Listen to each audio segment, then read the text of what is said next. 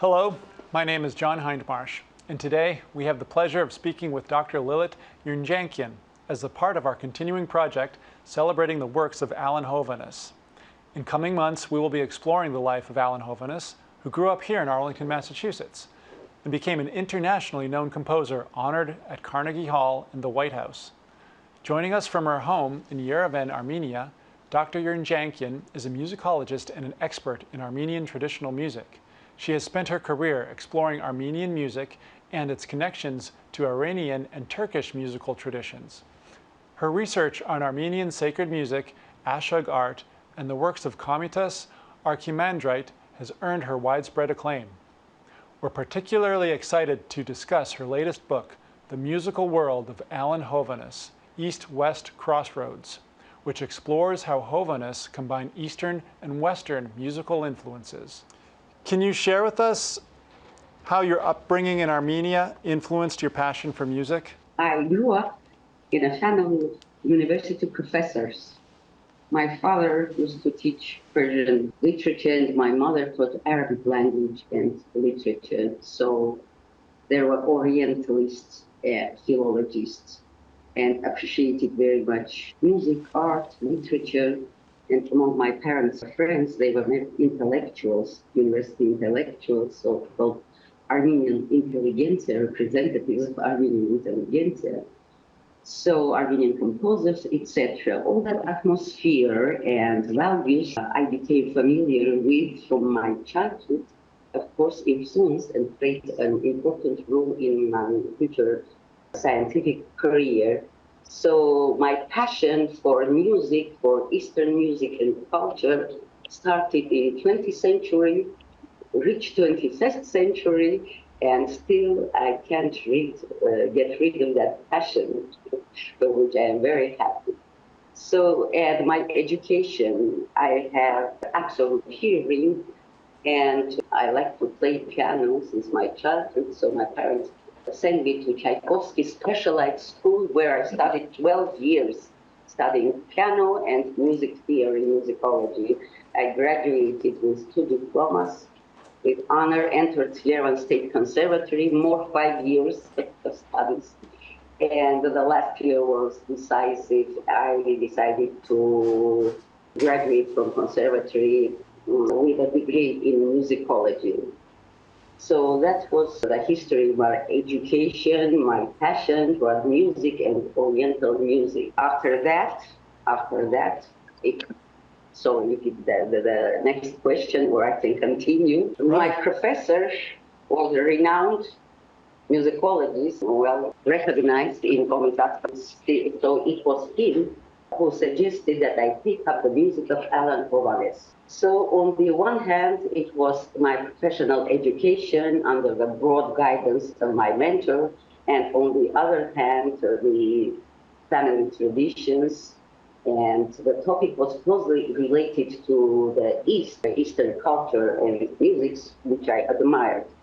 So these two factors played a decisive role in my further specialization in Oriental musicology. Can you tell the viewers about your first encounter with the works of Alan Hovhaness? My first encounter. So when my professor offered me to take this topic on Alan Hovhaness, I have to say that in 1965, Alan Hovhaness visited Armenia and Georgia, and where he donated his archives to our museum, Children's Museum of Literature, almost 150 documents, items. So it was enough to start my investigation. So on the basis of that materials, I started to write my master's thesis. That was my first encounter with the music of Alan Hovhaness. So his archive, his recordings, other materials are kept in Stanford University, Boston University, or other United States universities. But also we have here in Yerevan, as well as in Moscow, his some materials, recordings, tapes, and all necessary information to investigate his music. So my master's thesis was dedicated to the works of Alan Hovhaness. And at that time, there was no other publication, book or monographic work dedicated to his music. So that was the first one, because later on I got acquainted that at the same time, American researcher Rosner did in 72 or 3, he wrote his dissertation on that topic too. But on that time, I was not aware of that. So parallelly, we started to investigate the music of Alan Hovhaness. After the first encounter, I decided, so his musical legacy, artistic legacy is so immense, huge, that you can't embrace all his composition in one work. So later on, I decided to give another tribute to artistic legacy and decided to write another book with new materials, new information. I published my book in 2015 in Armenian, and last year Cambridge Scholars Publishing released an updated version of that book, which incorporates newly discovered materials such as correspondence between Alan Hovhaness and another great Armenian-American William Saroyan, writer William Saroyan. So their correspondence is very interesting, intriguing, and I decided to include that in my monographic work too. These are, so periodically I'm turning to the musical output of Alan Hovhaness and trying to embrace more materials, to present more materials, more music with new materials, with new insights. So these are my encounters with Alan Hovhaness's music. Still in process. Maybe in the future I can continue my investigation, exploring new, unknown pieces, unknown music, or less known published materials. What aspects of Hovhaness's music do you find most intriguing? Aspects of Hovhaness's music is so exotic and at the same time interesting, with all Eastern cultures, Far East, Middle, Near East, Caucasus, India. So a whole range of Eastern music we can find in compositions of Hovhaness. So this diversity, immense diversity of different Oriental cultures is very intriguing. On the other hand, another point that I would like to emphasize is the revelation of his Armenianness, of his Armenian identity in different Eastern works, specifically in Armenian and Indian works. So we can hear in Madras Sonata or Arjuna Symphony by Alan Hovhaness, and we can hear Armenian intonation. So that mixture, amalgamation of different Eastern cultures, and especially the presence of Armenian music in different Oriental or Eastern cultures, Eastern works of Alan Hovhaness, seems to me very intriguing, interesting, and unique. Somehow it's unique, because in other Western composers, John Cage, for example, Stockhausen, French composer Messiaen, in their works they used Oriental scenes, motifs, or birds singing, or the concept of philosophy, Zen philosophy, other religions, different religions, Buddhism, etc. But in the heritage, musical heritage of Alan Hovhaness, we can find almost everything which is connected with Eastern culture, with Eastern mysticism, with Eastern poetry, philosophy, interpretation of his music theory, putting accent on melody as one of the most representative elements of the music. He was afraid that the new technologies can destroy the melody, so he was trying to keep melody in its archaic form. So all these are very intriguing and interesting topics for researchers. Yeah, there was a comment from American composer Lou Harrison called Alan Hovhaness one of the greatest composer melodists of the 20th century. Just, exactly. I thought that word melodist is very interesting. What do you think makes someone a great melodist? Or can you tell our viewers a little bit more about what that might mean? a melodist. That means that he didn't reject the melody in his works. Most avant-garde composers using new technologies, serial music, trance music, for example, 12-tone system, ignoring the melody. Yeah, melody doesn't play any role in their compositions. But Alan Hovhaness is trying to keep melody, the essence of ancient melodies, without any unnecessary elements, playing giant melodic lines, and which can be associated with his mountains, compositions. A lot of compositions are dedicated to mountains. We know Cold Mountain, Mysterious Mountain, Mountain Ararat, Hawaiian Mountains, Japanese Mountains, a lot of mountains. So the nature, his philosophy, his spiritual essence, and all that were embodied in his large, giant melodic structures. In this sense, he's just different, very modern, because when you have the absolutization of one specific element of music, now is very, very common for contemporary composers. It's one of the hallmarks of 20th or 21st century composers' art. So he preferred melody, not rhythmic structures, not polyphonic structures. He also used his compositions Western polyphonic structures, and it is also intriguing how he's combining and the synthesis of Western and Eastern elements, principles. For example, in Indian works, the upper layer of his scores represent the melodic lines, and the percussion instruments playing Indian rhythm. It's very interesting way of thinking, combining different cultures, Eastern cultures. So he's one of the great melodists of contemporary musical art, really.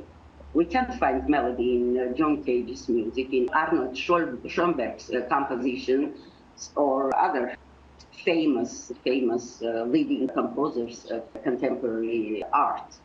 In that sense, he's unique with his perceptions, with his philosophical approaches to the melody, specifically ancient melody, ancient archaic melodic structures, basic intervals, archaic structures, and in this sense, he can be considered as a neo-archaic, neo-primitivist composer also. He's using, of course, classical Western forms, and polyphonic structures in his music also can be associated with, for example, neoclassical tendencies in the compositions of contemporary composers.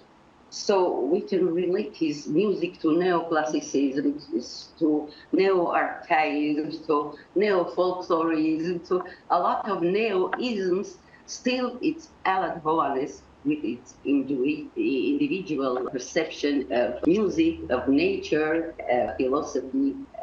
So one of his compositions, for example, that God created great whales, he uses the songs of whales, like Messiaen used to birds singing songs in his compositions. So this is closely related to soundscape. The concept of soundscape, when you are using the environmental sounds of nature. So Lilith, connect with different trends in modern music. Yeah.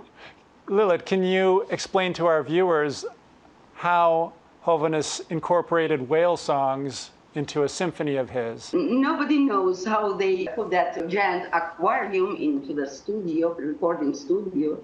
Yeah, nobody knows. It's a mystery. I can say that it's a mystery. Or they maybe recorded next to ocean or in the shore of the ocean. But it's not clear how they did it, the mechanism of recording of whale songs or sounds. I heard of recording of this piece, and I've listened to some other pieces. In your book, it's stated that his music is meant, or he felt his music was meant for everybody.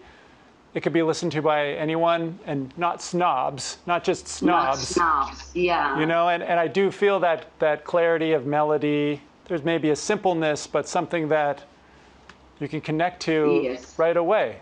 And Right. I agree. Right. Yeah. That statement. Yeah. Psychic indifference. Yeah. Documents he want to create. Yeah. Music, not for snobs. Yeah. Not for snobs. Maybe that was the reason for his alienation from other Western composers. He used to be in very close relations with John Cage, Tom Alden, but later on they became, well, their relationship was interrupted. Yeah. Maybe I can tell some details, but it's not so important why.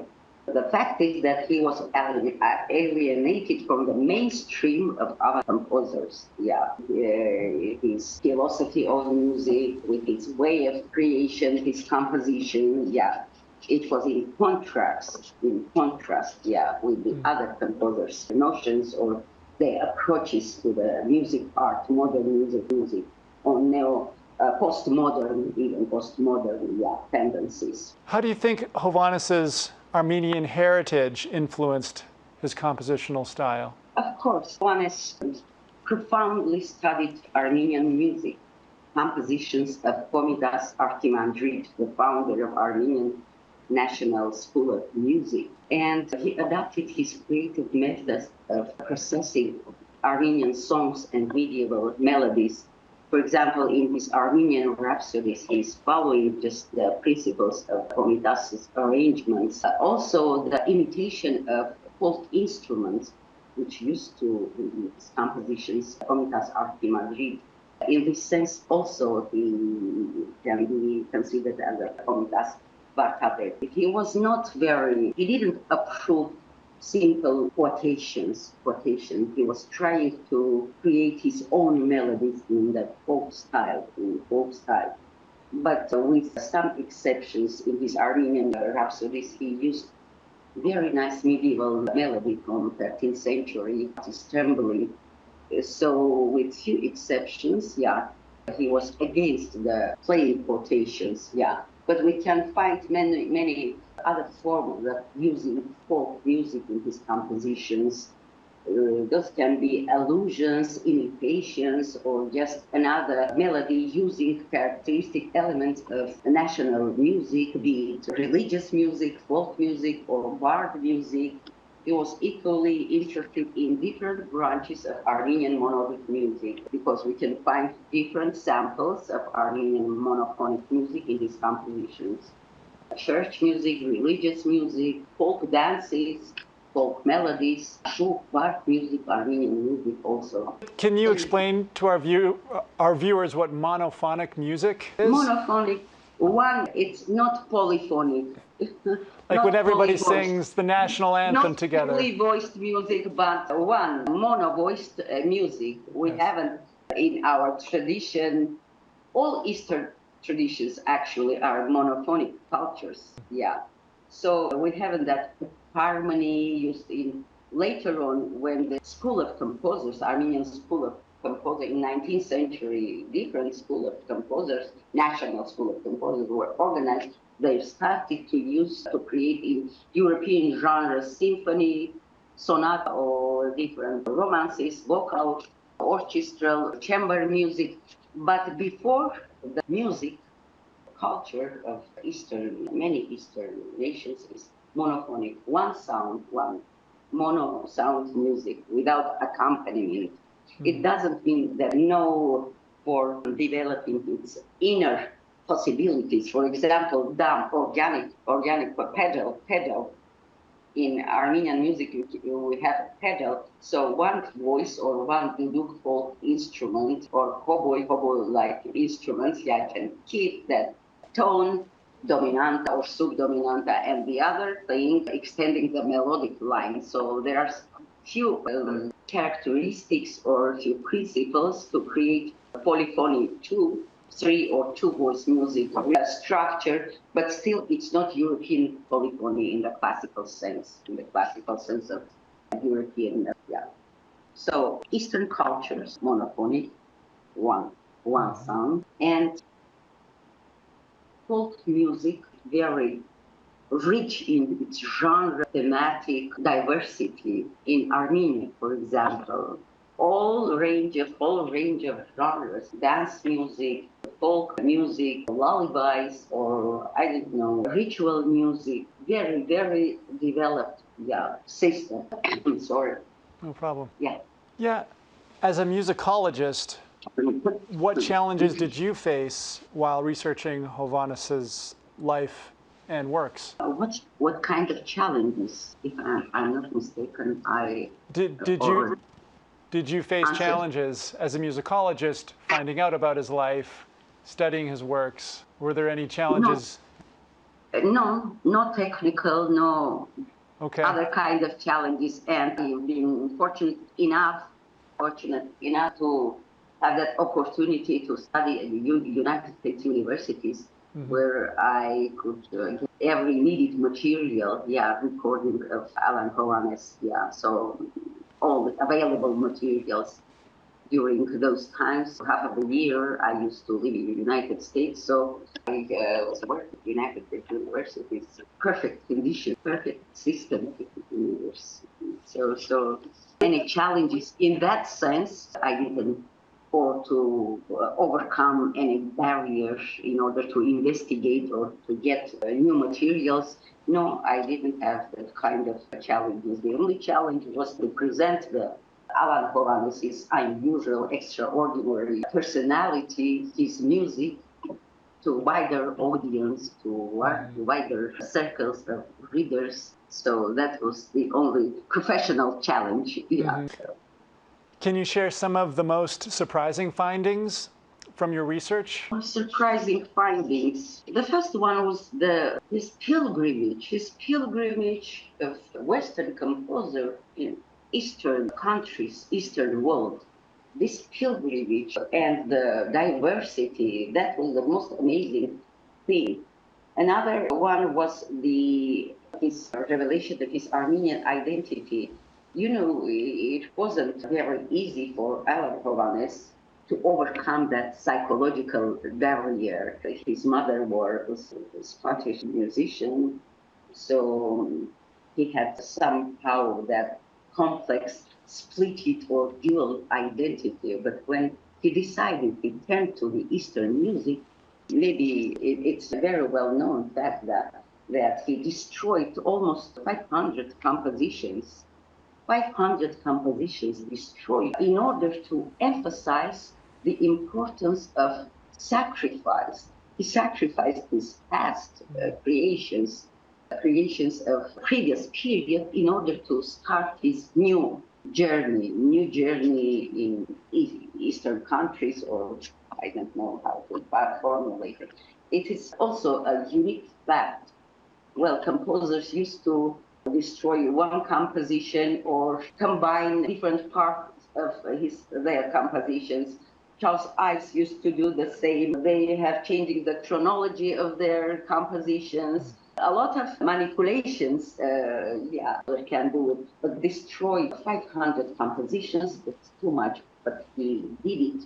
And his mystic nature or spiritual nature, yeah, maybe told him to destroy and to in order to feel the new him or new Alan Hovhaness, yeah, new Alan Hovhaness, new poetry with new values, with new cultural values, maybe compositional principles and cultural orientations. So there are a lot of amazing, interesting things findings. In my last book, I told you that I included the correspondence. It was a finding too, because I published part of those letters. First, they were published in my book. Nobody knows. I got it from Stanford University because in biography of Alan Hovhaness, there is a letter where he to address to William Saroyan, where he's speaking about his feelings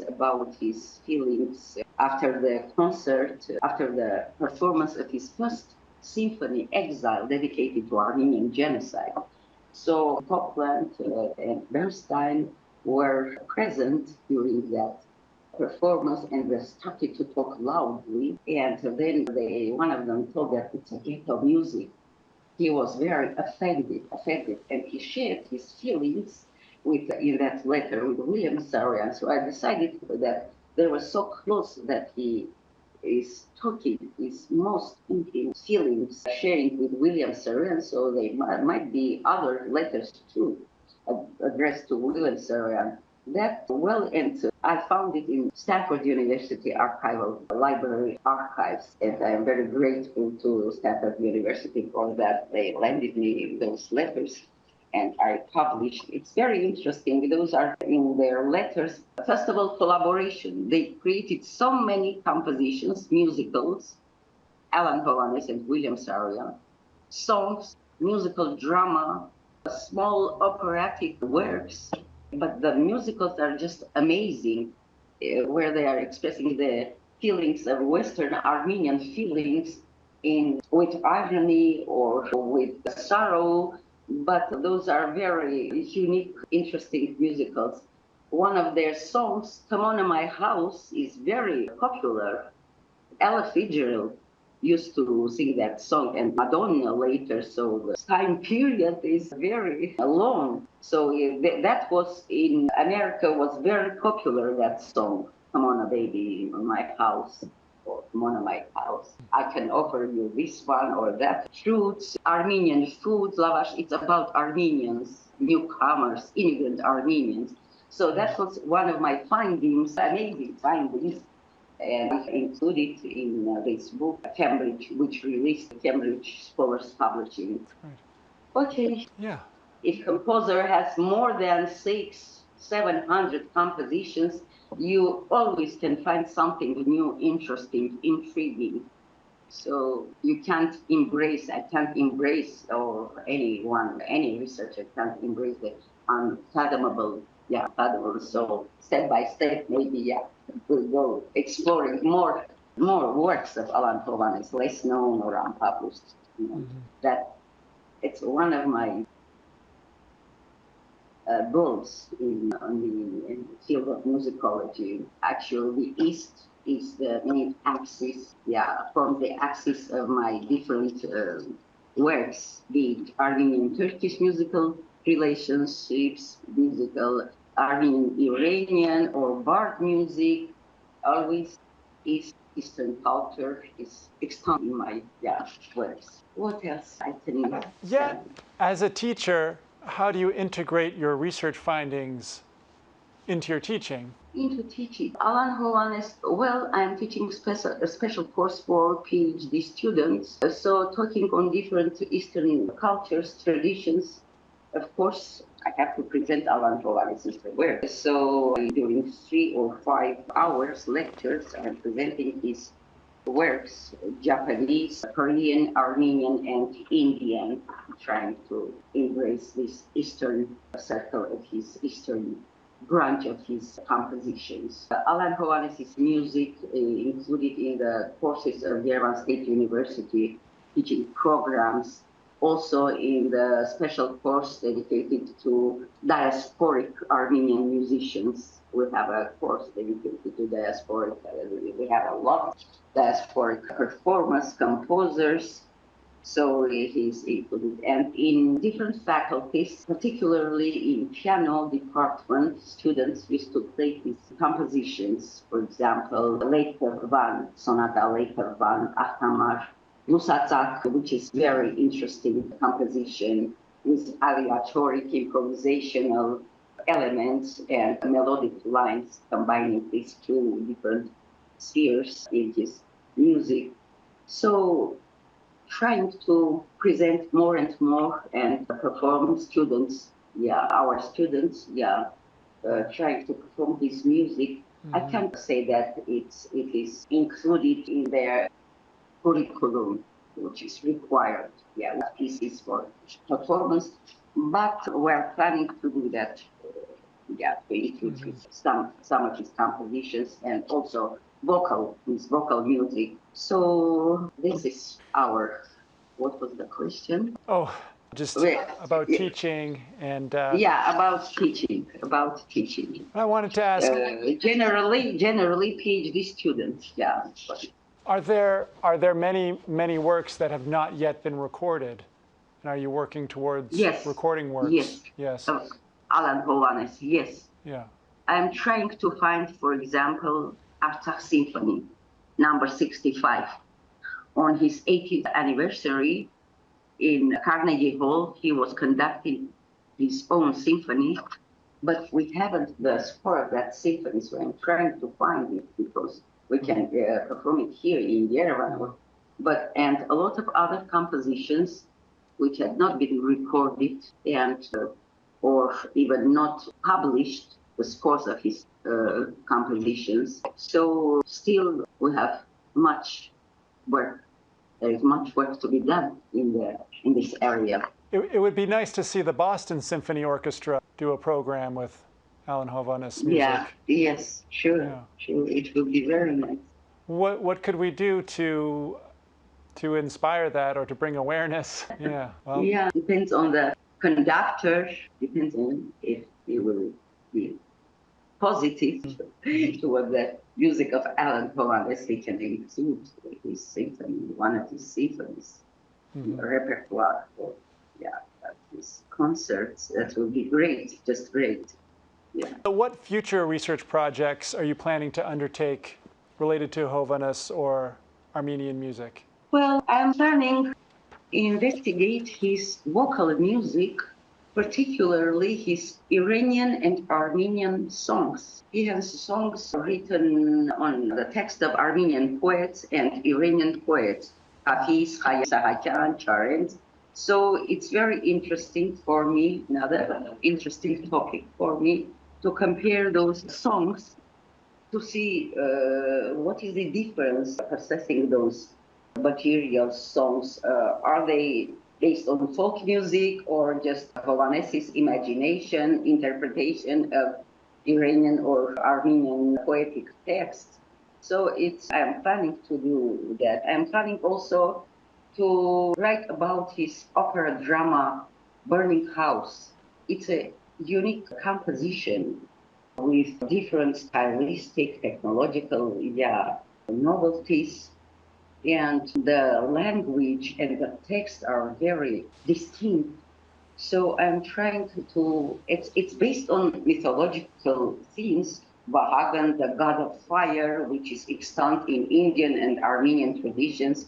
But the music is not very, I have no idea, just fragments, small fragments. I heard, so I am very interested in that composition. And in the culmination, I have the score of that, the fragments of the score of this opera drama. In the final stage of that composition, he included Armenian song, Swallow, very popular Armenian song. So it's very interesting, but I can tell you more about this drama, opera drama. So I'm working parallelly on Armenian Turkish, Armenian Persian musical ties, Armenian medieval religious monodies, comparing with classical Iranian melodies, because the basic model system, more or less the same, but the embodiment of the modes are different depending on the cultural traditions, depending on the international atmosphere of your folk national domain in which are existing those songs or music melodies. So a lot of interesting projects. We'll see. Hopefully I can accomplish some of them, if not all of them. Right. All of my projects, yeah. We'll see. One or two more questions. Oh.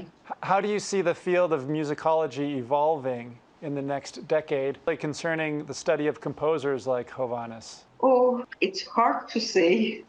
It's hard to say. Yeah, to predict what will be in the future musicology. It's unpredictable. Just ethnomusicology. Now, where they are trying to mix ethnomusicology with historical musicology, with theoretical means, using theoretical means theory too.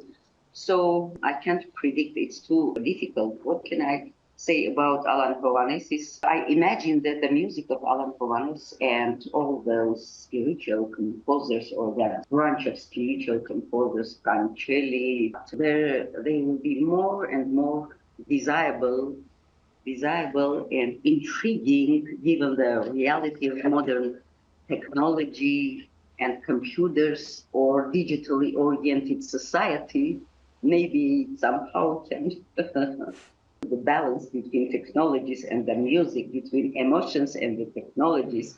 So let's hope, as formulated, he wanted to belong to all centuries, all time, and the only thing in Africa can do is rise above his time and be in the future. So what will be in the future, it's hard to predict right now. Let's try to fix the camera. Okay. Head and shoulders again. Do you mind fixing the camera? We can edit this out. Just head and shoulders again. Just bring it down a little bit. Does that make sense? Yes. Great. This better? Yes. No. Yeah, as long I'll as just the leave rest it. is Yeah. covered. Yeah. Thank you. All right. What questions did we forget to ask you? Are there any questions that we... No, if I'm not mistaken, I answer to all questions. What else would you like to say? What else would you like to teach our viewers about what you've learned of Alan Hovhaness? What can I say? To listen, to go to the concerts, be in touch with artists, with their compositions, enjoy the music. It doesn't matter, it's symphonic, classical music, jazz music, or folk music. Yeah, so the connection with musical world is very important for the education, and it was indispensable part in former Soviet Union. That's what my generation of scientists or biologists, appreciated musical traditions, generally music literature, very much. So they can find a lot of interesting things, solutions in the music performance. So I'm just happy. And here I used to tell to my students too that if an artist's way of thinking is different, his personality is original, interesting, he has his own world. It's very important to have your own world, the way of communicating with others. So music as a medium can help people get acquainted with the cultural values, which is very important for me. Oh yeah, and interestingly, this came out last week in the Boston Globe, just mentioning Tanglewood. There's an article about Tanglewood and Kusevitsky, and wondering if you knew any connection between Alan Hovhaness and Kusevitsky. You could tell our readers, our listeners about, our audience. Oh, Kusevitsky, he was one of his promoters of his music, right? Kusevitsky. I can't tell much about Kusevitsky, but maybe, yeah. And why last week this article had been published last week? Who is the author, or it's from? It's just an article about Tanglewood celebrating. Tanglewood, yes. Where he studied. Alan Hovhaness, went to study, continue his studies, and a lot of positive and negative memories were connected with Tanglewood. Can you tell our viewers a little bit about that? Is there a story about Alan Hovhaness's experience at Tanglewood? I touched upon that topic. In Tanglewood, actually, took place that incident with Bernstein and Copland while hearing his composition Exile. So it's very famous place, Tanglewood, for musician, artistic circles, elite, artists used to go to Tanglewood to share their thoughts or discuss their compositions, and I went to Tanglewood too. But this incident, maybe it was connected with his Armenian roots or the tragic pages, one of the tragic pages of Armenian history. It was during the hearing of his symphony Exile. I love that, as I mentioned. So he was offended. Maybe that was the main reason for him to just leave Tanglewood without finishing his study or his program in Tanglewood. More about Tanglewood, but it was for him, I can't find the proper word, psychological trauma, trauma after that trauma, he started to revise his musical preferences, his interests towards the music, Western or Eastern. So it played a decisive role. Tanglewood somehow played a decisive role in the future development of his musical preferences, his orientation, musical orientation. More about Tanglewood, I can't tell you because there are no other information, other facts connected with Tanglewood. I included that in this book, in my book, and you can find it everywhere. Not that incident you can find everywhere, of course. Yeah, it was one of the dark pages of Alan Hovhaness' creative biography. Thank you. Well, every artist experienced such kind of traumas or bad experiences, so that's natural. Maybe that trauma did that trauma lead him to become himself and to go on to do what he continued to do? Yeah, sure. Played a decisive role, Well, so we'll see how can me continue my investigation Alan Hovhaness' musical heritage, because it's huge, immense, and I'm planning to do that, not right now. I have to finish some works, musicological works, which are started, but later on I am planning to come back to his music. It always will be with me, Alan Hovhaness' music, as the first work dedicated, my master's thesis was dedicated to Alan Hovhaness, so it's my first musicological work, and I like it very much. So we'll continue. I think maybe one of my students can continue also in this area. Yeah, they have to like his music to understand his musical world. His perception, connection with nature, with so many things that it's more easy to study a particular genre of folk music, for example, lullabies or what else? Epic songs, lullabies. But if you are folklorist, it is much easier to sense your master thesis, for example, in the area of folklore studies. But Alan Hovhaness or any contemporary composer, famous composer of 20th century, they have so many aspects. There are so many aspects to investigate, to go through their heritage. So students have to be interested. Yes. So I know that few master's works done by American musicologists, just masters and one dissertation, no more. So Dr. Yernjakyan. Really, Yernjakyan. Dr. Yernjakyan. Thank you for sharing your knowledge about Alan Hovhaness and Armenian music. We greatly appreciate your work in preserving and helping us understand these cultural treasures. We're excited to see more of your contributions in the future, and maybe contributions from your students as well. Thank you. Thank you very much. I would like to express my gratitude for this interview, for your interest in my scientific work dedicated to Alan Hovhaness. And special thanks to you and to Mike Manius, whose collaboration with Azarians gave birth to the idea of starting this project. So thank you very much. I appreciate it. Very good. Thank you. Okay. We're going to do one more Thank thing. you. Can you look take camera? We're going to do one more thing where we promote your book. We want to promote your book. Okay, let's promote your book. So this book is available everywhere. The book is, we have an image of the book that we're going to share, but you can get it anywhere, like Amazon or anywhere? Oh, great. No, yeah, this is my book. And how do we get it? This is me as an author with my photography. Oh, that's great. This is my book. And Yeah, you can get in Amazon, I think so, and in Cambridge Scholars Publishing. Okay. Publishing, yeah.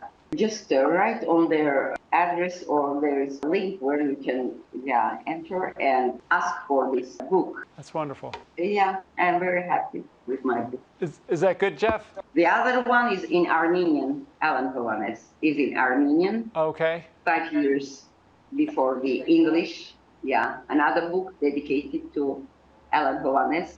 This book was published by Institute of Art of Academy of Sciences of Armenia. So Academy of Sciences and my book working in the Academy of Sciences in the Institute of, as well as in the conservatory on us. And viewers can find both of those at Amazon or somewhere? At Amazon, maybe an English version, Yeah. but I'm not sure about Armenian one. We want to thank our guest today, Lilit Yernjakyan, and show her book, The Musical World of Alan Hovhaness, East-West Crossroads, available wherever you can find books.